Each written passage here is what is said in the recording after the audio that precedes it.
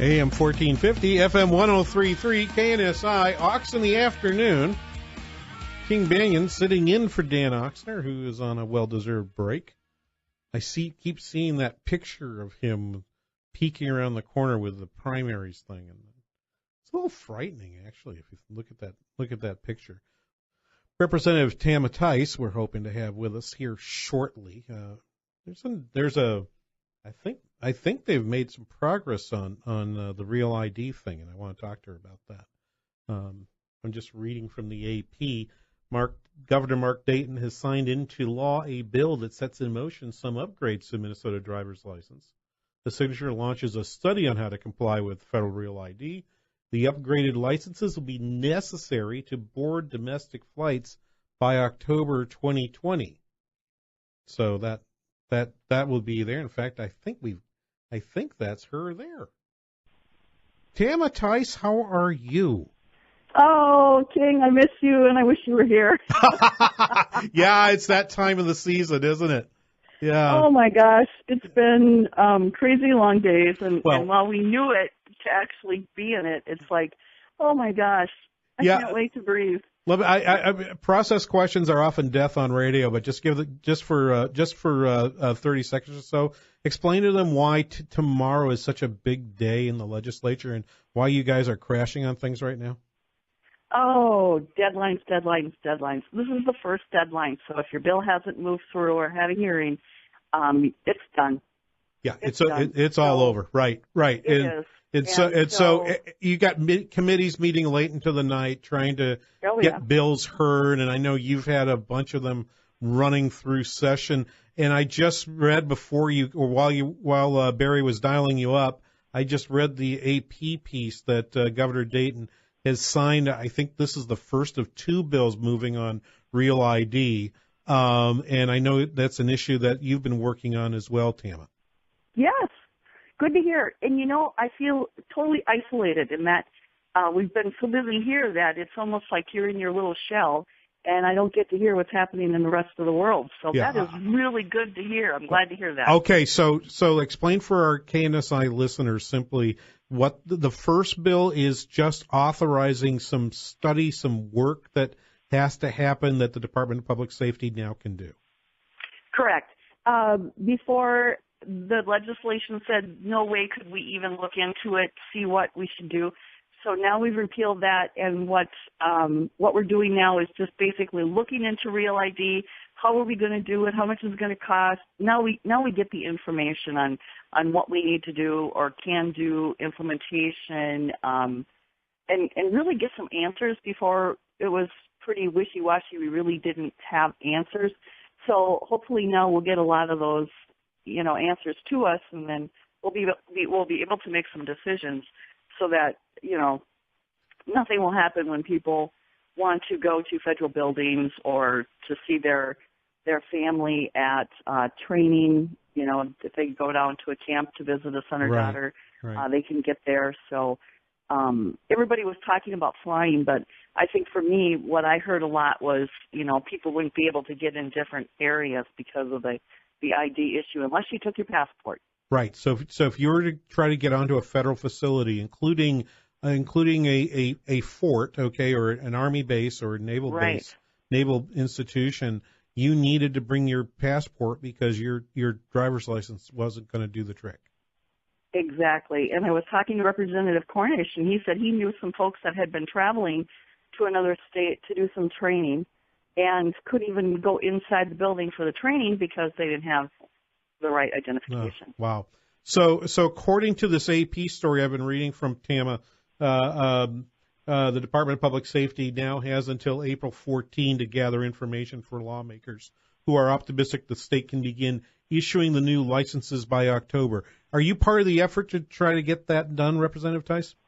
I certainly support it. I haven't been actively working on that part of it, but very supportive of it. I think we really need to look into it. People now can get a supplemental license, and they can have that happen. But I think it'll be nice just to have a probably more streamlined process of doing it, or something that isn't a little bit above and beyond. So I'm really excited for it, and I keep asking questions and part of some of the discussions, but I don't sit on the committees that it goes through, so I don't have as much input now. Yep. But at least now we can talk about it and cost it and figure out how we could do it. Exactly. And we hope and I'll editorialize. I hope it gets done soon. Me too. Great. Me too. Great. Representative Tama Theis visiting us on Ox in the afternoon here on KNSI. It's 2:42 now. Tama, you've also been working on many other bills. I know you're up on the deadline. One that's near and dear to a number of people's hearts up here has been the bill to get liquor sales at SCSU hockey games. Obviously, everybody knows I work at St. Cloud State, so my conflict of interest is fully out in the open. I wouldn't mind being able to have a beer while I watch my Huskies win. How's that coming? We had our hearing last night or yesterday afternoon in Commerce, and it went wonderful. We were very fortunate in that Heather Weems came down and got to testify. Heather is the athletic director, and I will say that of all the committees, Commerce was probably the most friendly, and that everybody seems to like to have a good time, and so we absolutely had a great time. In fact, the first question addressed to Heather was, "Okay, what's your last name again? Do you have any relatives down in this area?" And she just kind of looked at me and like, "What?" And I was kind of like, "Yeah, I forgot to tell you, we're kind of laid back in this committee." Yeah. So you had.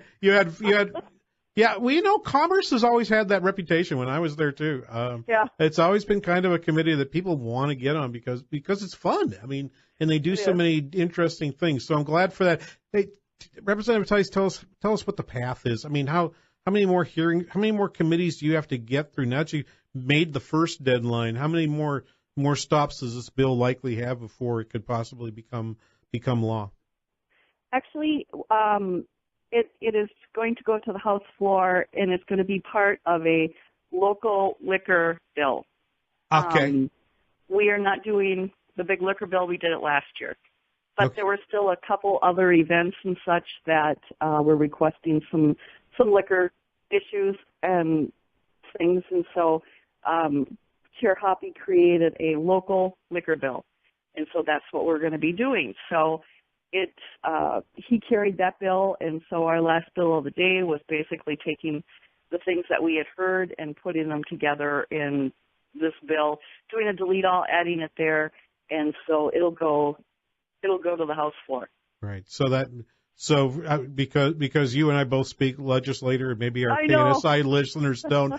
I'll do a very quick translation. The chair can create a bill and then add other bills into it.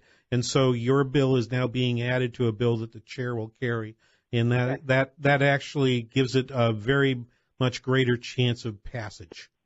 Okay, yes, so your bill's on track to in fact get to the governor's desk and knock on whatever this thing is that the studio's built out of will become law. So we can all watch the Huskies next year and enjoy a beverage while we watch.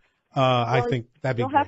You'll have to ask Heather too, because the last question that we had, and that was from Chair Hoppy, was, what about other hockey games, not just SCSU? And we're both looking at each other like, what?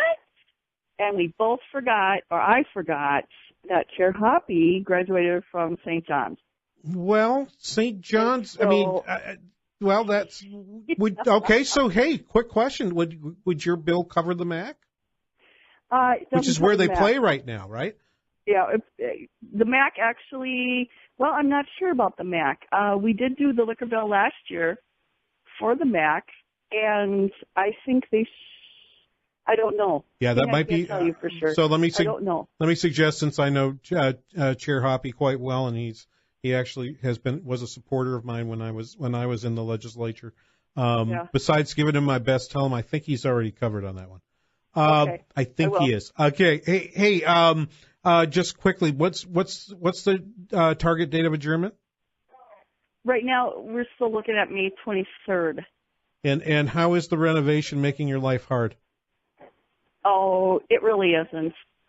They've done You're such a trooper. fantastic job of getting us in and out, and the restrooms, there was a big, oh my gosh, we were all kind of wondering, porta potties, but honestly, they're trailers. They look just like regular bathrooms with regular stalls. Not a deal whatsoever. And they also found out that there is a statute law in place that says you have to keep them until April 1st. So it's been more than okay. It has been That's fantastic. Not a problem whatsoever. Right. So we're doing very well. Okay. Well, I some part of me wanted it to be a little less comfortable so you guys would get your work done faster, but sounds like you're going to be there till the last possible day, and hopefully things go well. I'm sure we'll hear more about the bonding bill, and there are bigger issues out there that we care about too. But yeah, you gave us just two that one the Real ID thing just really hits close to our heart, and of course so does beer. Worth saying. All right. So hey, Representative Tama Theis of St. Cloud, thank you so much for talking to us today. I'm sure I'll see you again soon. Best of luck. Give my best to all our friends down there at the house. I will. Okay. Bye now. We'll be Thanks. back. We'll be back after this on AM 1450 FM 1033 KNSI.